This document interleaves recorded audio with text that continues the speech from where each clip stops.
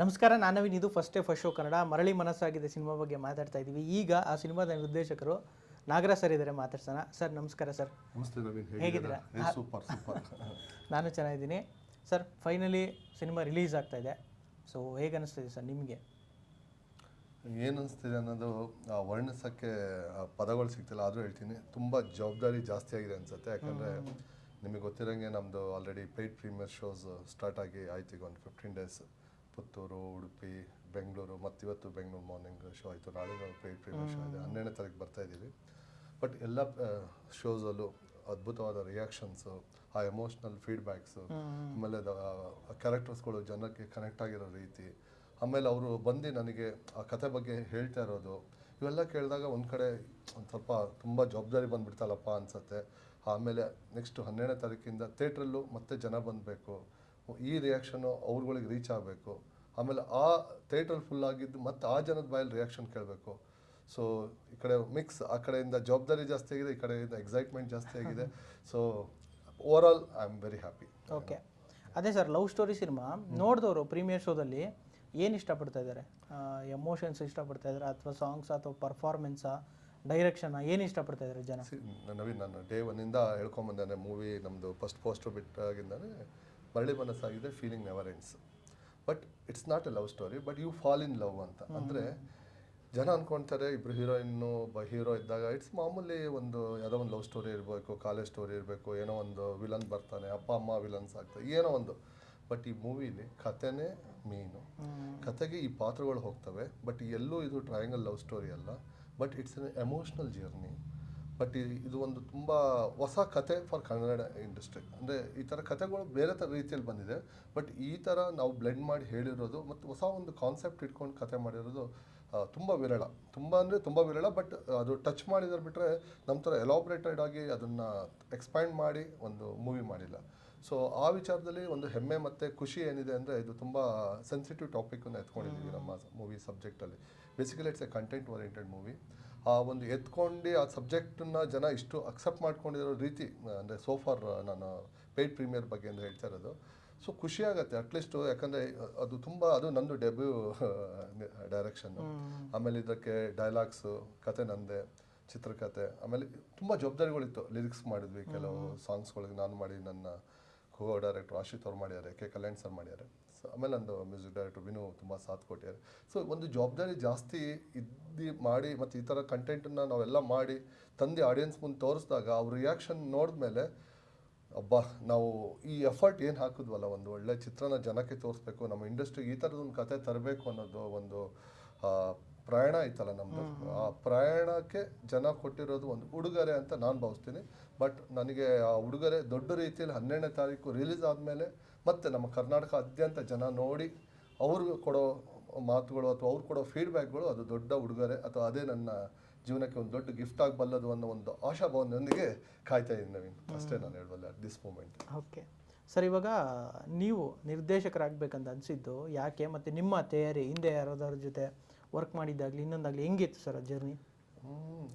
Be frank, ನಾನು ಯಾರೊಟ್ಟಿಗೂ associate ಆಗಿ work ಮಾಡಿಲ್ಲ, ಏನಿಲ್ಲ. ನಾನು ಬೇಸಿಕಲಿ ಇಂಜಿನಿಯರ್. ನಾನೊಂದು ಕಂಪ್ನಿಯಲ್ಲಿ ಒಂದು ಒಳ್ಳೆ ಪೊಸಿಷನ್ ಕೆಲಸ ಮಾಡ್ತಾಯಿದ್ದೀನಿ. ಬಟ್ ನನಗೆ ಒಂದು 10 ವರ್ಷದಿಂದ ಒಂದು ಜರ್ನಿ. ನಾನು ಡಾಕ್ಯುಮೆಂಟರೀಸ್ ಮಾಡ್ತಾಯಿದ್ದೆ. ಪಂಚಿ ಅಂತ ಒಂದು ಡಾಕ್ಯುಮೆಂಟ್ರಿ ಮಾಡಿದೆ, ಪಾಪ ಅಂತ ಮಾಡಿದೆ. ಅವಾಗ ಒಂದು ಸಣ್ಣ ತಂಡ ಕಟ್ಕೊಂಡಿದ್ವಿ, ನವೀನು, ಆಶಿತ್, ರಾಣಿ, ವಿಜಯ್, ನಾವೆಲ್ಲ ಒಂದು ಜರ್ನಿ, ಹರೀಶ್, ನಾವೆಲ್ಲ ಒಂದು ಜರ್ನಿಯಲ್ಲಿ ಒಟ್ಟಿಗೆ ಅವಾಗಿಂದ ಡಾಕ್ಯುಮೆಂಟ್ರಿ ಟೈಮಿಂದ ಒಂದು friends.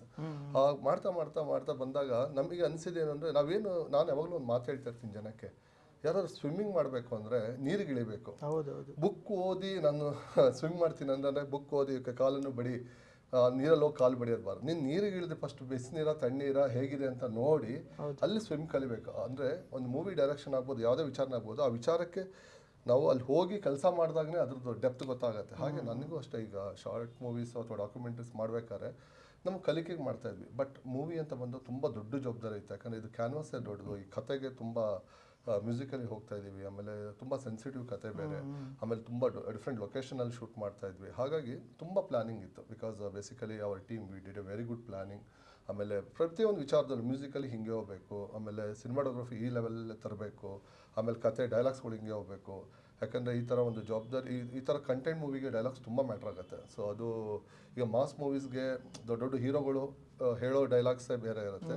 But family movie, family entertainer ಅಥವಾ ಒಂದು ಎಮೋಷ್ನಲಿ ಕನೆಕ್ಟ್ ಆಗಬೇಕಂದ್ರೆ ಆ ಡೈಲಾಗ್ಸ್ಗಳು ಬೇರೆ ಹೊಸ ಥರ ಅನಿಸ್ಬೇಕು ಜನಕ್ಕೆ. ಮಾಮೂಲಿ ರೊಟೀನ್ ಇರಬಾರ್ದು ಅನ್ನೋ ಒಂದು ಯಾವಾಗಲೂ ಅದು ತಲೆಯಲ್ಲಿತ್ತು. ಸೊ ಹಾಗಾಗಿ ತುಂಬ ಈಚ್ ಡಿಪಾರ್ಟ್ಮೆಂಟಿಗೂ ನಾವು ಕೂತ್ಕೊಂಡು ಡೀಟೇಲ್ ಮಾಡ್ಕೊಂಡು ಡೀಟೇಲ್ ಆಗಿ ವರ್ಕ್ ಮಾಡಿ ಇವತ್ತೇನು ಒಂದು ಔಟ್ಪುಟ್ ಬಂದಿದೆ ಅದು ಒಂದು ಟೀಮಿನ ಒಂದು ಇದು. ಬಟ್ ನನಗೆ ಈ ಫೀಲ್ಡಿಗೆ ಬರಬೇಕು ಅಂತ ಮೋಟಿವೇಶನ್ ಮಾಡಿದ್ದು ಇಬ್ಬರು, ಒಂದು ಶಂಕರ್ನಾಗ್ ಸರ್, ಇನ್ನೊಂದು ಮಣಿರತ್ನಂ ಸರ್. ಬಿಕಾಸ್ ಇವರಿಬ್ಬರನ್ನ ನಾನು ಅವಾಗಿಂದನೂ ಒಂಥರ ಅದೇನೋ ಒಂಥರ ಫಾಲೋ ಮಾಡ್ಕೊಂಬಂದವನು. ಹಾಗೆ ನಮ್ಮ ಕನ್ನಡ ಇಂಡಸ್ಟ್ರಿಯಲ್ಲಿ ಡೈರೆಕ್ಷನಲ್ಲಿ ನನಗೆ ಇನ್ನೂ ತುಂಬ ಇನ್ಸ್ಪೈರ್ ಮಾಡಿದ್ದು ಉಪೇಂದ್ರ ಸರ್.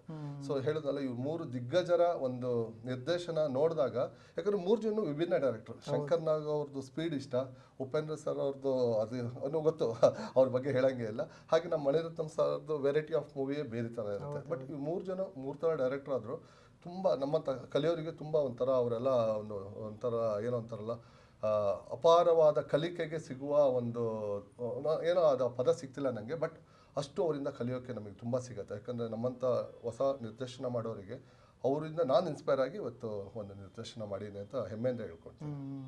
ಸರ್, ಅದೇ ಒಬ್ಬರು ಹೀರೋ ಇದ್ದಾರೆ, ಇಬ್ಬರು ಹೀರೋಯಿನ್ ಇದ್ದಾರೆ. ಯಾರ ಪರ್ಫಾರ್ಮೆನ್ಸು ಅಥವಾ ಯಾರು ತುಂಬ ಚೆನ್ನಾಗಿ ಮಾಡಿದ್ದಾರೆ ನಿಮ್ಮ ಪ್ರಕಾರ?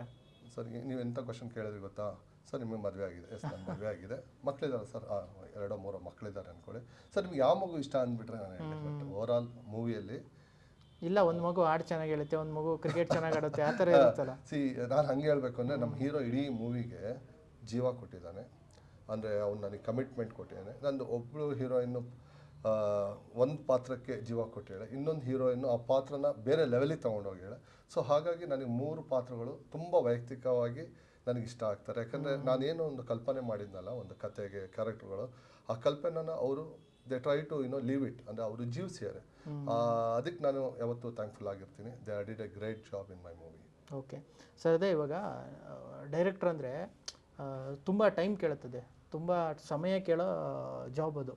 ಸೊ ನಿಮ್ಮ ಇವಾಗ ನೀವು ಕೆಲಸ ಮಾಡ್ತಾಯಿದ್ದೀರಿ ಐ ಟಿಯಲ್ಲೆಲ್ಲ, ಅದಾದಮೇಲೆ ನಿಮಗೆ ಅಂತ ಒಂದು ಫ್ಯಾಮಿಲಿ ಇರುತ್ತೆ, ಹೆಂಡತಿ ಮಕ್ಕಳು ಈ ಥರ ಎಲ್ಲ ಇರ್ತಾರೆ.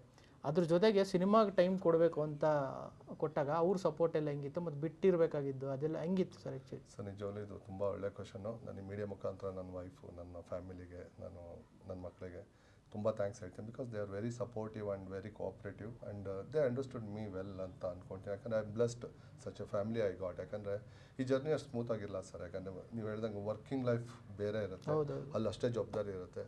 ಆಮೇಲೆ ಅದರಲ್ಲಿ ಈ ಮೂವಿನೂ ಮಾಡಬೇಕು. ಮೂವಿ ಇದು ವರ್ಕಲ್ಲಿ 8 ಅವರ್ಸು 9 ಅವರ್ಸು ಮಾಡಿ ಬರ್ತೇವೆ ಅದು. ಬಟ್ ನಾವು ಐ ಟಿಯಲ್ಲಿರೋದ್ರಿಂದ ಅದು 9 ಅವರ್ಸ್ ಅನ್ನೋದು ಒಂದು ಚೌಕಟ್ಟಿಲ್ಲ, ಟೈಮ್ ಎಷ್ಟೊತ್ತಾರು ಆಗ್ಬೋದು.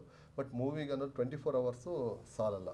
ಆಮೇಲೆ ಇಲ್ಲಿ ಡೇಟ್ಸ್ಗಳು ಬೇರೆ ಇರುತ್ತೆ, ಒಬ್ಬರು ಡೇಟ್ ಸಿಕ್ಕರು ಇನ್ನೊಂದು ಡೇಟ್ ಸಿಗಲ್ಲ. ಆಮೇಲೆ ಕ್ರೀವ್ ತುಂಬ ದೊಡ್ಡ ಕ್ರೀವ್, ಆಮೇಲೆ ಔಟ್ಡೋರ್ ಹೋಗ್ಬೇಕು ಅಂದರೆ ಅಷ್ಟು ಜನ ಕರ್ಕೊಂಡು ಹೋಗ್ಬೇಕು, ಹೀಗೆ ತುಂಬ ಚಾಲೆಂಜಸ್. ಬಟ್ ಅದೇನೋ ಗೊತ್ತಿಲ್ಲ, ನಾನುಗೆ ಆ ದೇವರ ಆಶೀರ್ವಾದ, ರಾಯರು ಅಥವಾ ಬೆನಕನ ಆಶೀರ್ವಾದ ಗೊತ್ತಿಲ್ಲ, ದೇವ್ರು ನನಗೆ ಅದನ್ನು ಸ್ಮೂತಾಗಿ ಮಾಡಿಕೊಟ್ರು. ಆ journey it took almost 2.5 year to 3 years journey ಅಂದ್ಕೊಳ್ಳಿ. ಪ್ರೀ ಪ್ರೊಡಕ್ಷನ್ ಸ್ಟಾರ್ಟ್ ಆಗಿ ಇವತ್ತು ರಿಲೀಸಿಗೆ ಬರೋ ತನಕ. ಬಟ್ ಎಲ್ಲ ನನ್ನ ತಂಡ ನನ್ನೊಟ್ಟಿಗೆ ನಿಲ್ತು. Because we have a Benaka ತಂಡ ಅಂತ ಒಂದು ಟೀಮ್ ಮಾಡ್ಕೊಂಡು ಇವಾಗ ಅವರೆಲ್ಲ ನನಗೆ ಜರ್ನಿ 10 yearsಯಿಂದ ನನ್ನೊಟ್ಟಿಗಿರೋರೆ ಅವರು. So they are very supportive. And ನನ್ನ ಫ್ಯಾಮಿಲಿ ಎಸ್ಪೆಷಲಿ ಪಾಪ ಅವರು ತುಂಬ ನನ್ನೊಟ್ಟಿಗೆ. ಅದೊಂದು ಹೇಳ್ತಾರಲ್ಲ, ಫ್ಯಾಷನಿಗೆ ನಿಲ್ಲಕ್ಕೆ ಫ್ಯಾಮಿಲಿ ಇಲ್ದರೆ ಅಥವಾ ಗೆಳೆಯರು ಇಲ್ಲದ್ರೆ ಆಗಲ್ಲ ಅಂತ. 2 ವಿಚಾರದಲ್ಲೂ ನಾನು ಏನಂತಾರಲ್ಲ, ನಾನು ಲಕ್ಕಿ. ಬಿಕಾಸ್ ನನ್ನ ಗೆಳೆಯರು ನನ್ನೊಟ್ಟಿಗೆ ನಿಂತ್ಕೊಂಡ್ರು, ನನ್ನ ಫ್ಯಾಮಿಲಿ ನನ್ನೊಟ್ಟಿಗೆ ನಿಂತ್ಕೊಂಡ್ರು. ಇವರಿಬ್ಬರು ನಿಂತಿದ್ದಕ್ಕೆ ಇವತ್ತು ಮರಳಿ ಮನಸ್ಸಾಗಿದೆ ಇಷ್ಟು ಚೆನ್ನಾಗಿ ಬಂದಿದೆ, ಇಷ್ಟು ಜನಕ್ಕೆ ಕನೆಕ್ಟ್ ಆಗೋ ರೀತಿಯಲ್ಲಿ ನಾನು ಮೂವಿ ಮಾಡೋಕ್ಕೆ ಸಾಧ್ಯ ಆಯಿತು ಅಂತ ನಾನು ಈ ಸಂದರ್ಭದಲ್ಲಿ ಹೆಮ್ಮೆಯಿಂದ ಹೇಳ್ತೀನಿ ಅಷ್ಟೇ. ಸರ್, ಅದೇ ಎಲ್ಲೆಲ್ಲಿ ಶೂಟ್ ಮಾಡಿದ್ದೀರಾ? ಆ್ಯಕ್ಚುಲಿ ತುಂಬ ಲೊಕೇಶನ್ಸ್ಗಳು ಕಾಣುತ್ತೆ. ಅದಾದಮೇಲೆ ಬೀಚು, ಸಮುದ್ರ ತೀರದಲ್ಲೆಲ್ಲ ಮಾಡಿದ್ದೀರಾ, ಎಲ್ಲಿ ಮಾಡಿದ್ದೆ ಸರ್ ಅದೆಲ್ಲ? Naveen, actually basically I am from coastal region. ನನಗೇನಿತ್ತು ಅಂದರೆ ಬಿಕಾಸ್ ನಾನು ಮೂವಿ ಮಾಡ್ಬೇಕಾದ್ರೆ ನಾನೊಬ್ಬ ಆಡಿಯನ್ಸಾಗಿ ಮೂವಿ ಮಾಡ್ಬೇಕಂತ ನನಗೆ ಫಸ್ಟಿಂದ ಮೈಂಡಲ್ಲಿದೆ. ಬಿಕಾಸ್ ಈಗ ಸುಮ್ಮನೆ ಕತೆ ಮಾಡಿ ಯಾರೋ ಪ್ರೊಡ್ಯೂಸರ್ ಸಿಕ್ಕರು, ಇದ್ರಲ್ಲಿ ನಾನು one of the producer. Okay, so ಯಾರೋ ದುಡ್ಡು ಹಾಕ್ತಾರೆ, ನಂದೇನು ಕೆಲಸ ಆ್ಯಕ್ಷನ್ ಕಟ್ ಹೇಳೋದು ಅಥವಾ ಒಂದು ಯಾವುದೋ ಒಂದು ಕತೆ ಬರ್ದು 4 ಡೈಲಾಗ್ ಬರ್ದು ಮೂವಿ ಮುಗಿಸೋದು ಅನ್ನೋದು ನಮ್ಗೆ ಆ ಮೈಂಡ್ ಸೆಟ್ ಇಲ್ಲ. ಬಿಕಾಸ್ ನಾನೊಬ್ಬ ಆಡಿಯನ್ಸಾಗಿ ಥಿಯೇಟ್ರಿಗೆ ದುಡ್ಡು ಕೊಟ್ಟು ಹೋದಾಗ ಸೊ ನಾನೇನು ಎಕ್ಸ್ಪೆಕ್ಟ್ ಮಾಡ್ತೀನಿ, ಈಗ ನೀವು ಒಬ್ಬರು ಆಡಿಯನ್ಸ್ ಹೋದಾಗ ನಿಮ್ಗೆ ಏನೋ ಒಂದು ಇರುತ್ತೆ ಟೇಸ್ಟ್, ಅದಿದ್ದಾಗ ಅಥವಾ ಏನೋ ಒಂದು ಹೊಸತನ ಇದ್ರೆ ಅಕ್ಸೆಪ್ಟ್ ಮಾಡ್ತೀರಾ, ಇಲ್ಲಾಂದ್ರೆ ನಿಮ್ಗೆ ಎಂಟರ್ಟೈನರ್ ಆಗಿರ್ಬೇಕು. ಐದರ್ ಐದರ್ ಹೊಸತನ ಇರಬೇಕು, ಇಲ್ಲ entertainment out and out entertainment ಇರಬೇಕು. ಬಟ್ ನನಗೆ ಆ ಆಡಿಯನ್ಸ್ ಪಾಯಿಂಟ್ ಆಫ್ ವ್ಯೂ ಮೈಂಡಲ್ಲಿ ಇಟ್ಕೊಂಡೆ ನಾನು ಸ್ಕ್ರಿಪ್ಟ್ ಮಾಡಿದ್ದು. ಸೊ ನನಗೆ ಎಲ್ಲಿ ಆಡಿಯನ್ಸ್ ಕನೆಕ್ಟ್ ಆಗಲ್ಲ, ಎಲ್ಲಿ ಆಡಿಯನ್ಸ್ ಕನೆಕ್ಟ್ ಆಗುತ್ತೆ ಅನ್ನೋ ಒಂದು ನನ್ನ ಪಾಯಿಂಟ್ ಆಫ್ ವ್ಯೂ, ಅಂದರೆ ನಾನೇ ಒಬ್ಬ ಆಡಿಯನ್ಸ್ ಆಗಿ ಕತೆ ಮಾಡಿದ್ದು, ಡೈಲಾಗ್ ಮಾಡಿದ್ದು. ಸೊ ನಾನು ಏನು ಅಂದ್ಕೊಂಡು ಮಾಡಿದ್ನೋ ಇವತ್ತು ಅದೇ ರಿಯಾಕ್ಷನ್ಸು, ಅದೇ connections with audience I am seeing in the theatre, I am blessed.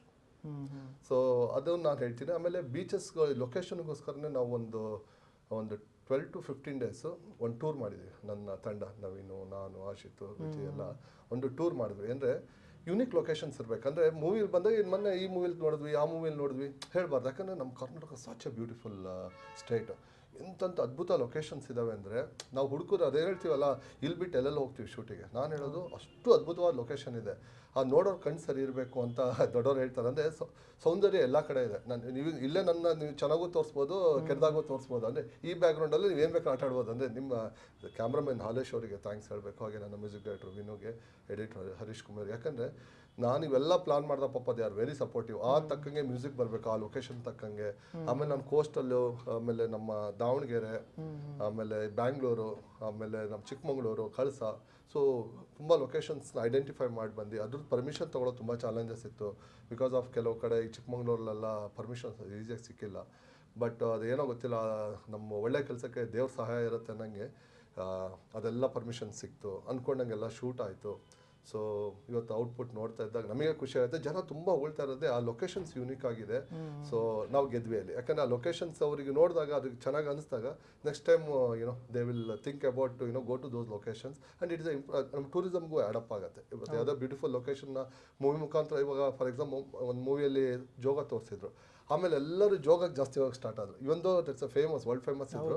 ಅಂದರೆ ನಾನು ಹೇಳೋದು ಮೂವಿಗಳು ಒನ್ ಆಫ್ ದ ಮೀಡಿಯಾ ಆಗುತ್ತೆ ಜನಕ್ಕೆ ಈ ಲೊಕೇಶನ್ಸ್ಗಳು ತೋರ್ಸೋಕ್ಕೆ. ಸೊ ಐ ಥಿಂಕ್ ನಮ್ಮ ಮೂವಿ ಥ್ರೂ ಅದೊಂದು ಜಸ್ಟ್ ಟ್ರೈ ಮಾಡಿದ್ವಿ. I think it's working out ಅಂತ ನಾನು ಭಾವಿಸ್ತಾ ಇದ್ದೀನಿ. ಹೋಪ್ಫುಲಿ ಇನ್ನೂ ಜನಕ್ಕೆ ರೀಚ್ ಆಗಬೇಕು, ಅವಾಗ ನಾವು ಖುಷಿ ಪಡ್ತೀವಿ. Okay sir, thank you sir, thank you so much. 12ನೇ ತಾರೀಕು ಸಿನಿಮಾ ರಿಲೀಸ್ ಆಗ್ತಾ ಇದೆ, ಒಳ್ಳೆದಾಗಲಿ ಸರ್. All the best. ನೀವು ಬನ್ನಿ, ಖಂಡಿತ ಫಸ್ಟ್ ಡೇ ಫಸ್ಟ್ ಸಿಗೋಣ. ಸೊ ನಿಮ್ದು ಚಾನಲ್ ಹೆಸರೇ ಇದ್ದಂಗೆ ಫಸ್ಟ್ ಡೇ ಫಸ್ಟ್.